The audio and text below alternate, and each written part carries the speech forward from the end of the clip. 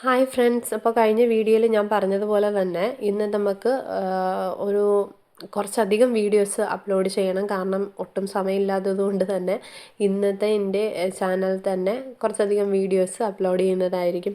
പറ്റുന്നവരൊക്കെ maximum പറ്റുന്ന രീതിയിൽ എല്ലാവരും വീഡിയോ വാച്ച് ചെയ്ത് കാണുക. ഓക്കെ, അപ്പോൾ നെക്സ്റ്റ് പറയുന്നത് functions and features of ports ആണ്. അപ്പോൾ അതിൽ ഫസ്റ്റത്തെ പോയിന്റ് എന്ന് പറയുമ്പോൾ കാർഗോ ഹാൻഡ്ലിംഗ് ആണ്. ഓക്കെ, ഇതിൻ്റെ പ്രവർത്തനങ്ങളെ പറ്റിയിട്ടാണ് പറയുന്നത്. എന്താണ് ഈ പോർട്സുകളൊക്കെ ഇവിടെ എന്ത് പ്രവർത്തനങ്ങളാണ് ചെയ്യുന്നത് എന്നുള്ളതാണ് ഇനി പറയുന്നത്. ഒന്നാമത്തെ കാര്യം ചരക്ക് കൈകാര്യം ചെയ്യലാണ്. അതായത് കപ്പലുകളിൽ നിന്ന് സാധനങ്ങൾ കയറ്റുകയും ഇറക്കുകയും ചെയ്യുന്നതാണ് ഇതിൽ വരുന്നത്. ക്രെയിനുകൾ, ഫോക്ക് ലിഫ്റ്റുകൾ, കൺവെയർ ബെൽറ്റുകൾ എന്നിവ ഇതിനായി ഉപയോഗിക്കുന്നുണ്ട്. കപ്പലുകൾക്ക് തുറമുഖത്ത് ചിലവഴിക്കേണ്ടി വരുന്ന സമയം കുറയ്ക്കുക, അതുവഴി അധിക ചാർജുകൾ, ഡിമറേജ് ഒഴിവാക്കുക. ഡിമറേജ് എന്താണെന്നുള്ളതൊക്കെ നമ്മൾ വഴിയെ പഠിക്കും. അപ്പോൾ ഡിമറേജ് ഒഴിവാക്കുക, ഇതൊക്കെയാണ് കാർഗോ ഹാൻഡ്ലിംഗ് കൊണ്ട് ഉദ്ദേശിക്കുന്നത്. എന്താണ് സാധാരണ ഈ ഒരു ചരക്ക് വരുമ്പോൾ ആ ചരക്കിനെ കൈകാര്യം ചെയ്യുക. അതായത് കപ്പലുകളിൽ നിന്ന് സാധനങ്ങൾ കയറ്റാനും അതുപോലെ തന്നെ ഇറക്കാനും ചെയ്യുന്നതാണ് ഇതിൽ വരുന്നത്. അതിനായിട്ട് ഉപയോഗിക്കുന്ന സാധനങ്ങൾ ക്രെയിനുകൾ, ഫോക്ക് ലിഫ്റ്റുകൾ, കൺവെയർ ബെൽറ്റുകൾ എന്നിവയൊക്കെ ഉപയോഗിക്കുന്നുണ്ട്. കപ്പലുകൾക്ക് കൂടുതൽ സമയം തുറമുഖത്ത് ചെലവഴിക്കേണ്ടി വരുന്ന സമയം ഇതുമൂലം കുറയ്ക്കാൻ പറ്റുന്നതാണ്. അതുവഴി അധിക ചാർജൊന്നും ഈടാക്കാതിരിക്കുന്നു. നെക്സ്റ്റ് പറയുന്നതാണ് സ്റ്റോറേജ് ഫെസിലിറ്റീസ്, സംഭരണ സൗകര്യങ്ങൾ. അതായത് കസ്റ്റംസ് ക്ലിയറൻസ് കിട്ടുന്നത് വരെയോ അല്ലെങ്കിൽ അടുത്ത യാത്ര വരെയോ സാധനങ്ങൾ സൂക്ഷിച്ചു വെക്കാനുള്ള സ്ഥലമാണിത്.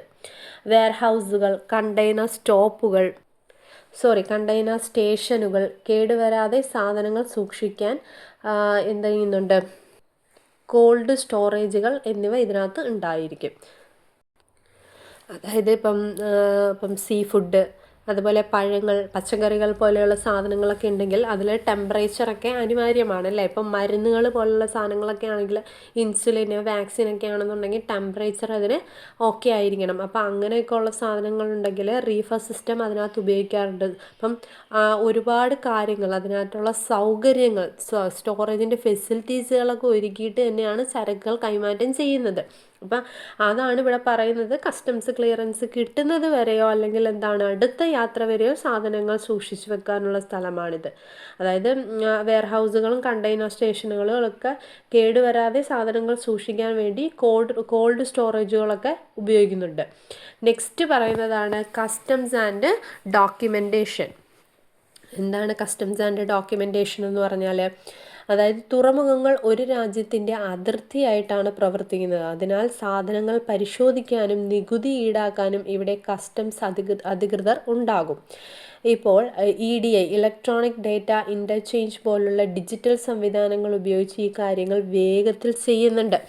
ഓക്കെ, അതായത് നമുക്ക് കസ്റ്റംസ് ക്ലിയറൻസ് ഒക്കെ ഉണ്ടാവും. അതായത് കസ്റ്റംസിലെ ആൾക്കാർ അത് വന്ന് ക്ലിയറായിട്ട് ചെക്ക് ചെയ്യും ചരക്കുകൾ വരുന്നത്. അപ്പം ഇതിനായിട്ടൊരു ഡോക്യുമെൻറ്റേഷനൊക്കെ നമുക്ക് ക്ലിയറായിട്ട് കൊടുക്കേണ്ടതുണ്ട്. അപ്പം ഇത് ഇപ്പോഴൊക്കെ ചെയ്യുന്നത് EDI വഴിയാണ്. അതായത് ഇലക്ട്രോണിക് ഡേറ്റ ഇൻ്റർചേഞ്ച് വഴിയാണ്.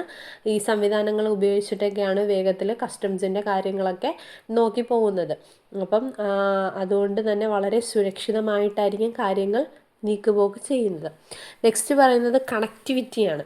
കണക്ടിവിറ്റി എന്ന് പറയുമ്പോൾ ഒരു തുറമുഖം റോഡ്, റെയിൽവേ എന്നിവയുമായി നല്ല രീതിയിൽ ബന്ധിക്കപ്പെട്ടിരിക്കുന്നു എങ്കിൽ മാത്രമേ സാധനങ്ങൾ രാജ്യത്തിൻ്റെ ഉള്ളിലെ പ്രദേശങ്ങളിലേക്കൊക്കെ എത്തിക്കാൻ കഴിയുള്ളൂ. നെക്സ്റ്റ് സേഫ്റ്റി ആൻഡ് സെക്യൂരിറ്റി ആണ് പറയുന്നത്. സുരക്ഷയും സംരക്ഷണവും. അതായത് അന്താരാഷ്ട്ര നിലവാരത്തിലുള്ള സുരക്ഷാ മാനങ്ങൾ തുറമുഖങ്ങൾ പാലിക്കണം. കള്ളക്കടത്ത് തടയുന്നതിനും തീപിടുത്തം പോലുള്ള അപകടങ്ങൾ ഒഴിവാക്കുന്നതിനും ആധുനിക നിരീക്ഷണ സംവിധാനങ്ങൾ ഉപയോഗിക്കുന്നുണ്ട്. നെക്സ്റ്റ് പറയുന്നതാണ് ആൻസിലറി സർവീസസ്, അനുബന്ധ സേവനങ്ങൾ. കപ്പലുകൾക്ക് ആവശ്യമായ ഇന്ധനം നിറയ്ക്കൽ, കേടുപാടുകൾ തീർക്കൽ, പൈലറ്റേജ്, കപ്പലിനെ സുരക്ഷിതമായി നയിക്കൽ എന്നിവയൊക്കെ തുറമുഖങ്ങളിൽ നടക്കുന്നുണ്ട്. ഇനി പറയുന്നത് ഒരു കേസ് സ്റ്റഡിയെ കുറിച്ചിട്ടാണ്. Jawaharlal Nehru port authority JNPA ഇന്ത്യയിലെ ഏറ്റവും തിരക്കുള്ള കണ്ടെയ്നർ തുറമുഖമാണിത്. ഓക്കെ, പൂർണ്ണമായും മെക്കനൈസ്ഡ് ആയ സംവിധാനങ്ങൾ ഇവിടെയുണ്ട്. സൗരോർജം പോലുള്ള ഹരിത ഊർജ്ജ സംവിധാനങ്ങൾ ഉപയോഗിച്ച് പരിസ്ഥിതി സൗഹൃദപരമായ പ്രവർത്തനങ്ങൾക്കും ഇവർ മുൻഗണന നൽകുന്നുണ്ട്. ഇനി നെക്സ്റ്റ് പറയുന്നതാണ് എയർ ട്രാൻസ്പോർട്ട് ഇൻ ലോജിസ്റ്റിക്സ്. അപ്പം എയർ ട്രാൻസ്പോർട്ട് ഇതുവരെ പറഞ്ഞത് പോർട്ടിനെ കുറിച്ചിട്ടാണ്. ഓക്കെ, ഇനി പറയുന്നത് എയർ ട്രാൻസ്പോർട്ടിനെ കുറിച്ചിട്ടാണ്. അപ്പോൾ ഇതിൻ്റെ എയർ ട്രാൻസ്പോർട്ട് ഇൻ ലോജിസ്റ്റിക്സ് എന്താണെന്നും അതിൻ്റെ അഡ്വാൻറ്റേജസ് എന്താണെന്നും കൂടെയാണ് ഇന്നത്തെ വീഡിയോയിൽ നമ്മൾ പറഞ്ഞു നിർത്തുന്നത്.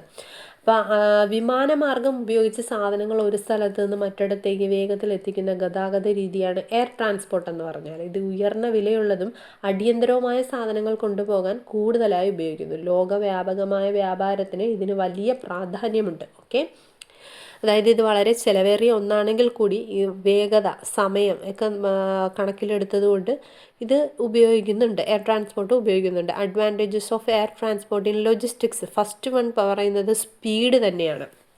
അതായത് വേഗത. എയർ ട്രാൻസ്പോർട്ട് മറ്റ് ഗതാഗത മാർഗങ്ങളെക്കാൾ വേഗത്തിലാണ്. സാധനങ്ങൾ ചുരുങ്ങിയ സമയത്തിൽ ദൂരസ്ഥലങ്ങളിലേക്ക് എത്തിക്കാൻ കഴിയും. ഇത് ടൈം സെൻസിറ്റീവ് ഗുഡ്സ്, അതായത് മരുന്ന്, ഇലക്ട്രോണിക്സ് തുടങ്ങിയവ കൊണ്ടുപോകാൻ അനുയോജ്യമാണ്. നെക്സ്റ്റ് പറയുന്നതാണ് സെക്യൂരിറ്റി.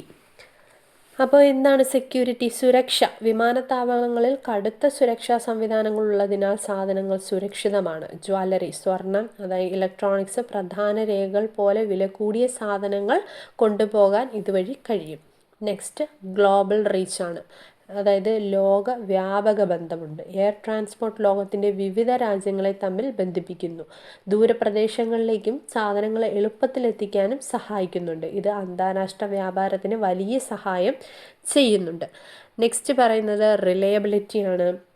ഒരു വിശ്വാസ്യത ഉണ്ടായിരിക്കും. വിമാനങ്ങൾ നിശ്ചിത സമയവും ഫിക്സഡ് ഷെഡ്യൂൾ ടൈമാണ് പറയുന്നത് പ്രകാരം പ്രവർത്തിക്കുന്നുണ്ട്. അപ്പോൾ അതുകൊണ്ട് തന്നെ അതിനാൽ സാധനങ്ങൾ സമയത്ത് എത്താനുള്ള സാധ്യത കൂടുതലാണ്. ഇത് സപ്ലൈ ചെയിൻ മാനേജ്മെൻറ്റ് കൂടുതൽ കാര്യക്ഷമമാക്കുന്നുണ്ട്. അപ്പോൾ ഇന്നത്തെ വീഡിയോ ഇത്രയേ ഉള്ളൂ. ഇനി നമുക്ക് എയർ ഫ്രൈറ്റ് എന്താണെന്നുള്ളതും അതിൻ്റെ ഫീച്ചേഴ്സും നമുക്ക് നോക്കാവുന്നതാണ് അടുത്ത വീഡിയോയിൽ.